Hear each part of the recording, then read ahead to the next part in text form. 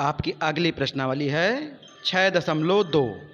देखिए इसका पहला प्रश्न कह रहा है कि आकृति में DE समांतर BC है। चित्र 1 में EC और चित्र 2 में AD ज्ञात कीजिए। तो देखिए हम ले रहे हैं। देखिए पहले हम चित्र का अवलोकन करते हैं। तो देखिए पहले चित्र में क्या है, आपका त्रिभुज क्या दिया है, ABC में क्या आपका समांतर है, DE समांतर है BC के। तो हम जानते हैं आधारभूत समानुपातिकता प्रमेय से कि यदि किसी त्रिभुज की दो भुजाएं समांतर हों तो जो उनका अनुपात होता है वो समानुपातिक होता है। तो देखिए इसमें DE BC समांतर है तो इनकी जो भुजाएं हैं समानुपातिक हो गई, अर्थात AD बटे DB हो जाएगा और AE बटे EC हो जाएगा। तो इसमें देखिए सॉल्यूशन ले रहे हैं। त्रिभुज ABC में DE समांतर है BC के, तो हम प्रमेय लगाते हैं। मैं प्रमेय कौन सी है, आधारभूत समानुपातिकता प्रमेय।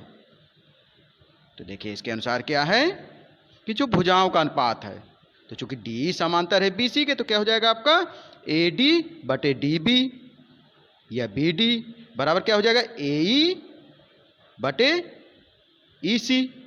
अब इसमें मान रख दें हम, तो AD का मान कितना है आपका 1.5 है, BD का मान कितना है आपका 3 है और AE का मान कितना है 1 है, EC का मान हमें ज्ञात करना है। तो देखिए हमने रख दिया। तो देखिए AD का मान हमने रखा 1.5 बटे BD का मान 3 बराबर AE का मान 1, EC का मान ज्ञात करना है। तो दशमलव हटाए तो नीचे 0 बढ़ जाएगा, 1.5 है तो दशमलव हटाए नीचे, तो 15 बटे 30 हो गए, 15 दूनी 30 अर्थात 1/2 बराबर 1 EC। तो तुलना करें तो EC बराबर क्या हो जाएगा आपका 2 सेंटीमीटर। इसी प्रकार देखिए दूसरे आपका चित्र का अवलोकन कर लीजिए। तो इसमें भी देखिए त्रिभुज क्या है आपका ABC ही है और इसमें ED समांतर है BC के, तो हमें इसमें क्या ज्ञात करना है AD ज्ञात करना है। इसमें आपको BD कितना दिए 7.2 सेंटीमीटर, AE कितना दिए 1.8 सेंटीमीटर और CE कितना दिए 5.4 सेंटीमीटर। देखिए हम हल कर रहे हैं चित्र 2 में। तो देखिए क्या हो जाएगा आपका AD बटे BD बराबर AE बटे EC।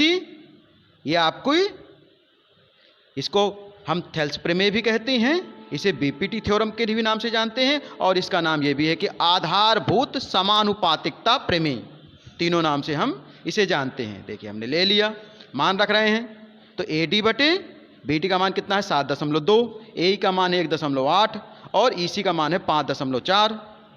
तो देखिए चूंकि हमें AD निकालना है तो आपका 7.2 किस में है, भाग में है, तो पक्षांतर कर देंगे तो गुणे में पहुंच जाएगा, अर्थात 1.8 गुणे 7.2 बटे 5.4। तो 7.2 में 1 दशमलव है, दशमलव से दशमलव, 5.4 का 1 दशमलव काट दिया। अब 1.8 में दशमलव हटाएंगे तो नीचे क्या आ जाएगा आपका 10 आ जाएगा, काट दीजिए। तो 18 तिया 54 होता है। अब इसे 3 से काटिए 72 को, तो 3 दूनी 6, 3 8 24, 24 आ गया, तो 24 बटे 10। तो AD बराबर क्या आ जाएगा आपका 2.4 सेंटीमीटर। का दूसरा प्रश्न देखिए क्या कह रहा है कि किसी त्रिभुज PQR की भुजाओं PQ और PR पर क्रमशः बिंदु E और F स्थित है। निम्नलिखित में से प्रत्येक स्थिति के लिए बताइए क्या EP पैरेलल है QR के। तो देखिए हमारी पहली कंडीशन क्या दे रहा है कि P बराबर 3.9 सेंटीमीटर, EQ बराबर 3 सेंटीमीटर, P बराबर 3.6 सेंटीमीटर और FR बराबर 2.4 सेंटीमीटर। चूंकि यदि हम EP पैरेलल है QR के तो क्या होगा P बटे EQ बराबर PF बटे FR होना चाहिए, अर्थात 3.9 बटे 3। तो इसका भाग देने पर क्या आ जाएगा 1.3 आ जाएगा और इधर है आपका 3.6 बटे 2.4। तो देखिए ये आपका इक्वल नहीं होगा। देखिए हम देख सकते ले रहे हैं कि त्रिभुज PQR में क्या आपको P बटे EQ बराबर PF बटे FR मान रख दीजिए। मान ये कंडीशन आएगी तभी आपका EF पैरेलल होगा QR के। तो 3.9 बटे 3 बराबर 3.6 बटे 2.4। तो देखिए काट दें, 13 3 39, 1.3 आ गया। यहाँ यदि काटें तो 12 दूनी 24, 12 3 36, 2 का भाग दे 3 में तो 1.5 आ गया। तो हम कह सकते हैं कि 1.3 डज नॉट इक्वल टू 1.5। तो हम कह सकते हैं अनुपात समान नहीं है, इसलिए आपका ई एफ क्यू आर के समांतर नहीं है। देखिए ये त्रिभुज है, तो इसमें हम थेल्स प्रमेय की सहायता से हल कर सकते हैं। देखिए इसी का दूसरा प्रश्न है, तो देखिए पहले हम तीसरा लिए ले रहे हैं। पी क्यू बराबर 1.28 सेंटीमीटर, पी आर बराबर 2.56 सेंटीमीटर और पी एफ पी ई बराबर 0.18 सेंटीमीटर और पी एफ बराबर 0.36 सेंटीमीटर। तो देखिए इसमें हम चित्र का अवलोकन कर सकते हैं। इसमें तो हमें दिए क्या है, इसमें पी क्यू बराबर दिए, पी क्यू बराबर अर्थात पूरा दिए है, कितना दिए है आपका 1.28 और पीई कितना दिए है आपका, पीई दिए है 0.18, तो अर्थात 1.28 में 1.18 घटा देंगे। तो देखिए हम घटा रहे हैं। सबसे पहले हम त्रिभुज ले लें पी क्यू आर में, तो पी बटे ई क्यू बराबर पी एफ बटे एफ आर हो जाएगा।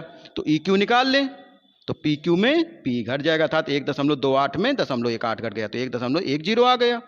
एफ आर निकालें, तो इसमें पी आर में पी को घटा दें, कितना है 2.56 में 0.36 घट जाएगा, क्या आ जाएगा 2.20। तब देखिए अब हम अनुपात में ले रहे हैं, तो P बटे ई क्यू, पी का मान कितना है 0.18, ई क्यू का मान कितना निकाला 1.10, पी एफ का मान क्या है 0.36, एफ आर का मान कितना है 2.20। तो देखिए दशमलव से दशमलव हटाए तो पहले में क्या आ गया 18/110, इसमें 2 से काट दें तो 18/110 इसमें आ गया, अर्थात दोनों बराबर हैं, अनुपात समान है, इसलिए आपका ई एफ समांतर होगा क्यू आर के। देखिए हमने चित्र का अवलोकन कर सकते हैं।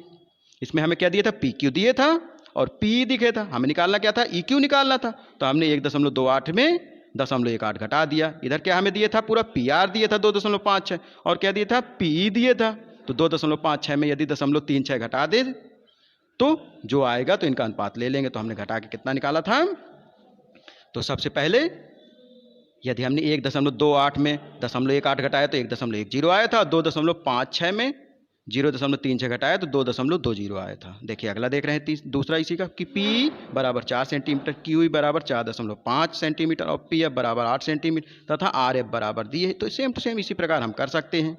तो P बटे ई क्यू, चूँकि ऊपर भी यही अनुपात लिया था, और बराबर पी एफ बटे एफ आर। तो देखिए पी का मान 4 है और ई क्यू का मान 4.5 है और पी एफ का मान कितना है आपका 8 है और एफ आर का मान कितना है 9 है। तो देखिए दशमलव से दशमलव हटा दें तो ऊपर हो गया 40, नीचे हो गया 45, तो 5 से काटे 5 8 40, 5 नाम 45, तो 8/9 बराबर 8/9 आ गया। अनुपात समान है, इसलिए हम क्या कह सकते हैं कि ई एफ समांतर है क्यू आर के। तो इसका भी हम इस तरह चित्र बना के हल कर सकते हैं। प्रश्नावली का तीसरा प्रश्न है, क्या कह रहा है कि आकृति में यदि एल एम पैरेलल है सी बी के और एल एन पैरेलल है सी डी के हो तो सिद्ध कीजिए कि ए एम बटे ए बी बराबर है ए एन बटे ए डी। तो देखिए चूंकि हमें यदि हम त्रिभुज लें तो इसमें त्रिभुजों में क्या है, एल एम पैरेलल है सी बी के, तो हम आधारभूत समानुपातिक प्रमेय लगा सकते हैं। तो देखिए ले रहे हैं हम त्रिभुज ए सी बी में क्या है आपका एल एम को क्या लिख सकते हैं, एम एल भी लिख सकते हैं, पैरेलल है सी बी के या बी सी के। तो देखिए हम लगा रहे हैं आधारभूत समानुपातिक प्रमेय। तो देखिए आधारभूत समानुपातिक प्रमेय क्या होगी आपकी, देखिए चित्र के आधार पे हम देख सकते हैं। तो हमने इसमें लिया क्या है आपका, हमने ये चित्र लिया है यहां से कि एल एम पैरेलल है किसके, सी बी के, या हमने लिख दिया है कि एम एल पैरेलल है बी सी के, इसमें कोई दिक्कत नहीं है।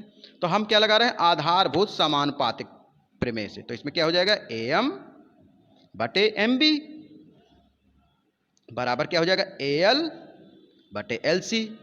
तो देखिए हमने लगा दिया इसमें आधारभूत समानुपातिक प्रमेय से क्या हो जाएगा ए एम बटे एम बी बराबर ए एल बटे एल सी, समीकरण 1 मान लें। इसके अलावा देखिए प्रश्न में हमें क्या दे रहा है कि एल एन पैरेलल है सी डी के। देखिए अब त्रिभुज का दूसरा पार्ट देख रहे हैं,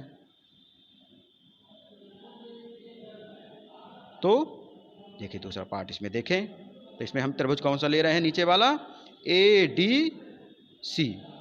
इसमें क्या है आपका एल एन पैरेलल है सी डी के, तो हम क्या लिख सकते हैं अनुपात की ए एन बटे एन डी बराबर ए एल बटे एल सी।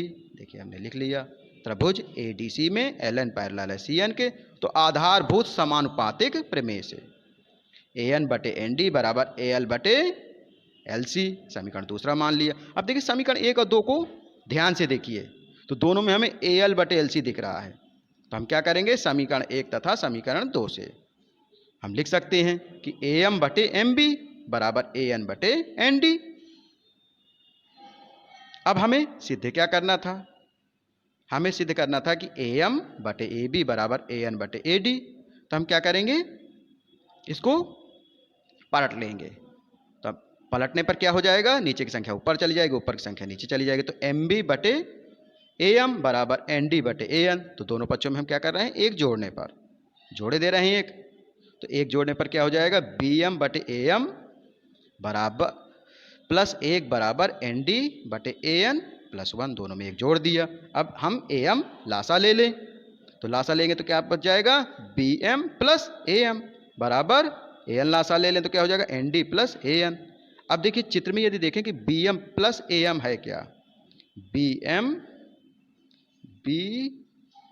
प्लस AM क्या है आपका, AB है।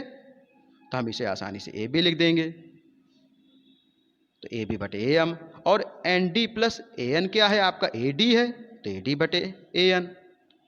ठीक है, तो हमें सिद्ध क्या करना है, सिद्ध करना है कि AM बटे AB और बराबर AN बटे AD। तो हम इसे पलट देंगे, पलटने पर क्या हो जाएगा आपका, AM बटे AB बराबर AN बटे AD। यही हमें प्रूव्ड करना था। तो ये आपका क्या,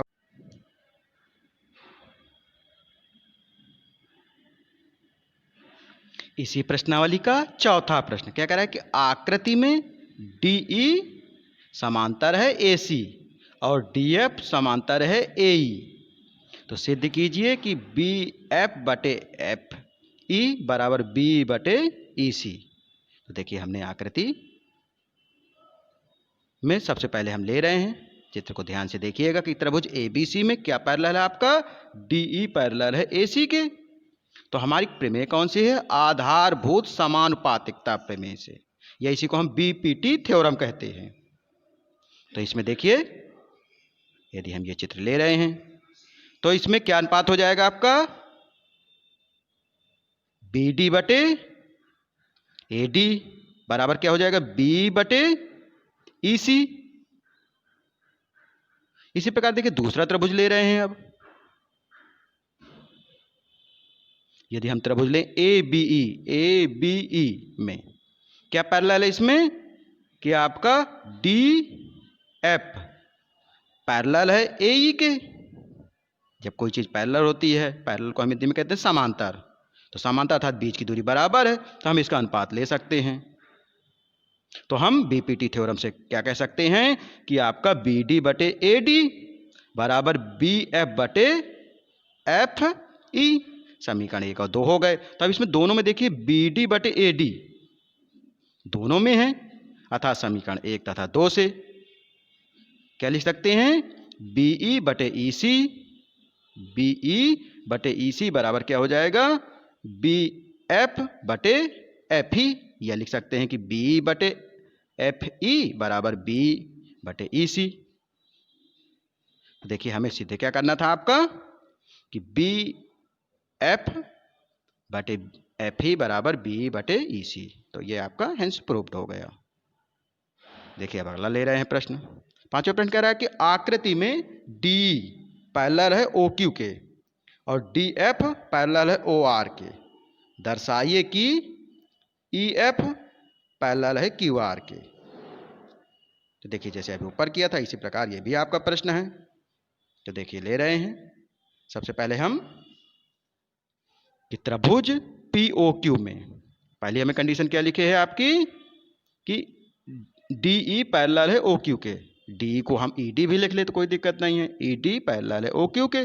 तो हम आधारभूत समानुपातिकता प्रमेय से, तो देखिए आपका क्या हो जाएगा, देखिए हम ले रहे हैं इसमें, तो क्या लिख सकते हैं हम इसमें PE बटे EQ, ये लिखा है PE बटे EQ बराबर क्या लिख सकते हैं आप PD बटे DO, क्योंकि हमने त्रिभुज कौन सा लिया है, POQ लिया है। इसी प्रकार देखिए दूसरा ले रहे हैं, दूसरा कह रहा है त्रिभुज POR में, ऊपर क्या कंडीशन लिखी है कि डी एफ पैरेलल है ओ आर के। तो देखिए इसमें भी आधारभूत समानुपातिकता प्रमेय से, जिसे हम बीपीटी थ्योरम कहते हैं। तो इसमें भुजाएं देखिए क्या हो जाएगा आपका, पी एफ बटे एफ आर बराबर पी डी बटे डी ओ।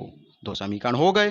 अब इसमें देखिए दोनों को हम यदि ध्यान से देखें तो पहले में भी पी डी बटे डी ओ लिखा है, दूसरे में भी पी डी बटे डी ओ। तो समीकरण 1 तथा समीकरण 2 से हम क्या लिख सकते हैं, जब पी डी बटे डी ओ दोनों में बराबर तो लिख सकते हैं कि पी एफ बटे एफ आर बराबर पी बटे ई क्यू।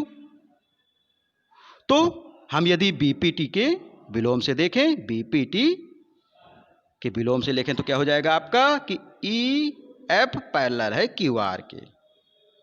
यही हमें सिद्ध करना था।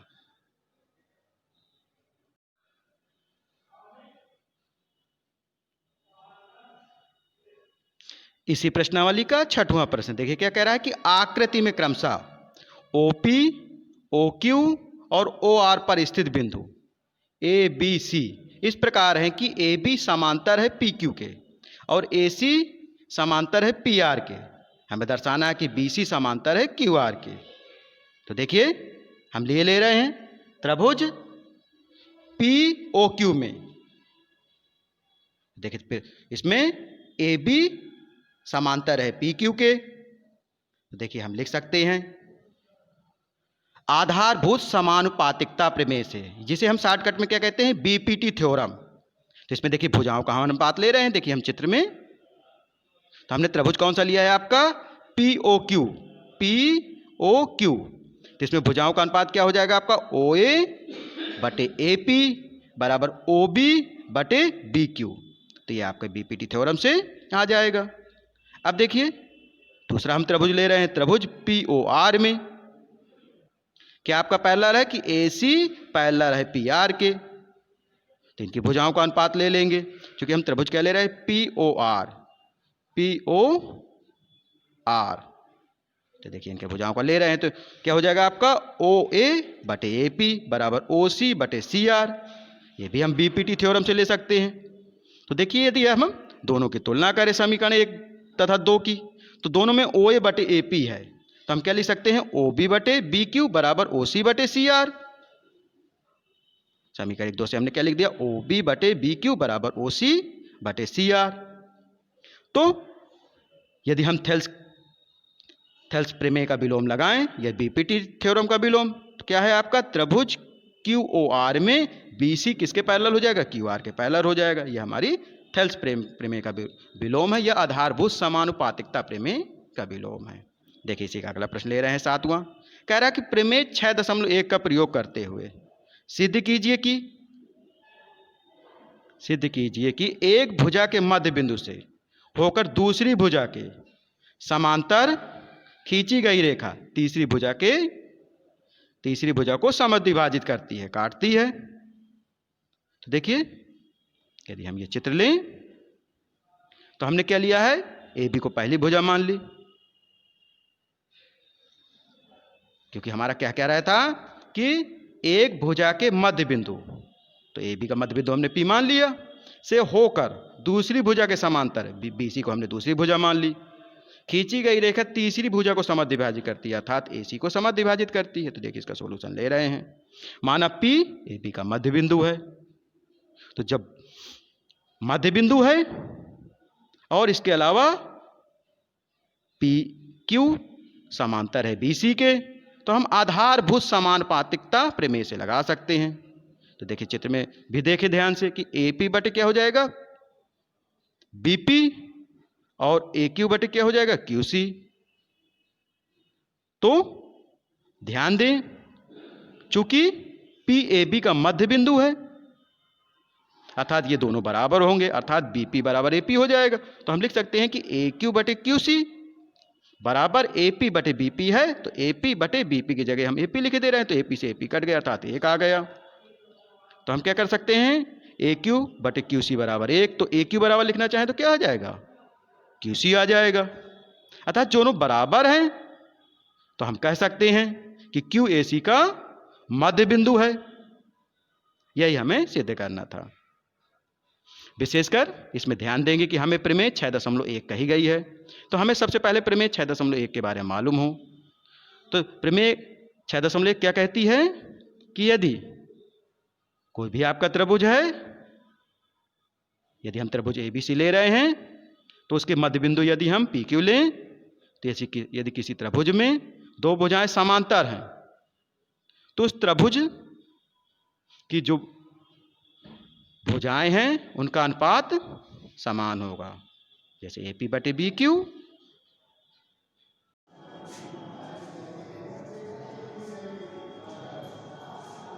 इसी प्रश्नावली का 8वां प्रश्न देखिए क्या कह रहा है कि प्रमेय 6.2 का प्रयोग करते हुए सिद्ध कीजिए कि एक त्रिभुज की किन्हीं दो भुजाओं के मध्य बिंदुओं को मिलाने वाली रेखा तीसरी भुजा के समांतर होती है। देखिए चूंकि प्रमेय 6.2 कहा है तो ये आपकी थेल्स प्रमेय का विलोम होती है। इसमें क्या होती हैं, यदि भुजाओं का अनुपात समानुपातिक है तो वो भुजाएं क्या होती हैं आपकी, एक दूसरे के समांतर होती हैं। देखिए हम ले रहे हैं, माना डी AB का मध्य बिंदु है, तो जब डी AB का मध्य बिंदु है तो क्या हो जाएगा, जो आपका AD है BD के बराबर होगा, या हम लिख सकते हैं कि 1/2 AB के, तो AD/BD बराबर क्या आ जाएगा आपका 1 आ जाएगा। अब देखिए इसमें चित्र में देखें कि E किसका मध्य बिंदु है, AC का मध्य बिंदु है, तो हम लिख सकते हैं कि AE बराबर EC या बराबर 1/2 AC। तो यदि हम इन्हें अनुपात में लाएं तो AE/EC बराबर 1। तब देखिए ऊपर देखें कि AD/BD बराबर भी 1 आ गया, AE/EC बराबर 1 आ गया, तो हम लिख सकते हैं कि AD/BD बराबर AE/EC, चूँकि दोनों के बराबर 1 है। अब देखिए चित्र में यदि ध्यान दें कि AD/BD बराबर AE/EC, तो हम कह सकते हैं कि हमें थेल्स प्रमेय के विलोम से, या आपकी प्रमेय कौन सी है 6.2 से, क्या हो जाएगा कि DE पैरेलल BC के, यही हमें सिद्ध करना था। देखिए अगला ले रहे हैं 9वां नंबर, क्या कह रहा है कि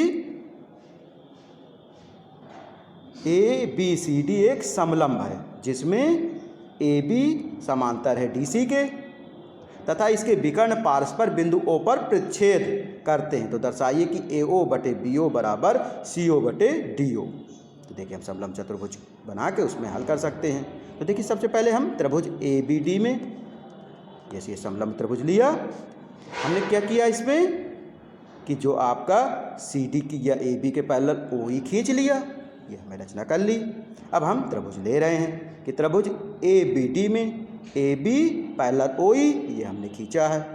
तो हम यदि BPT थ्योरम लगा दें, BPT थ्योरम क्या कहते हैं कि AE/ED बराबर BO/DO, समीकरण 1 हो गया।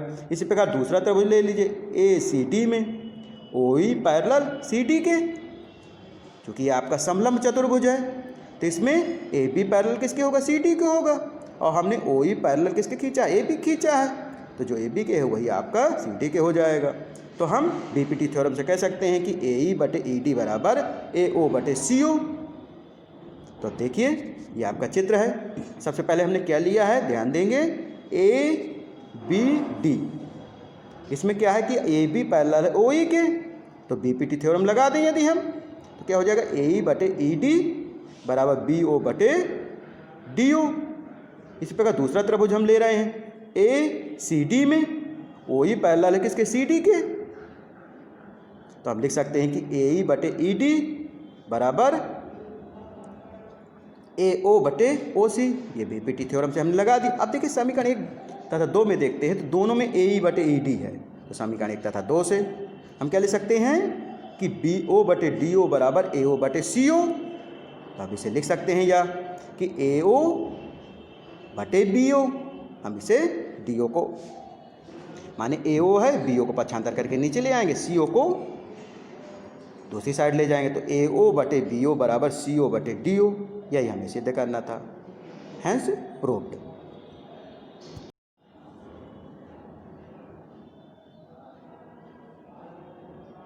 इसी प्रश्नावली का 10वां प्रश्न क्या कह रहा है कि एक चतुर्भुज ABCD के विकर्ण पारस्पर ओ पर इस प्रकार प्रतिच्छेद करते हैं कि AO बटे BO बराबर CO बटे DO है।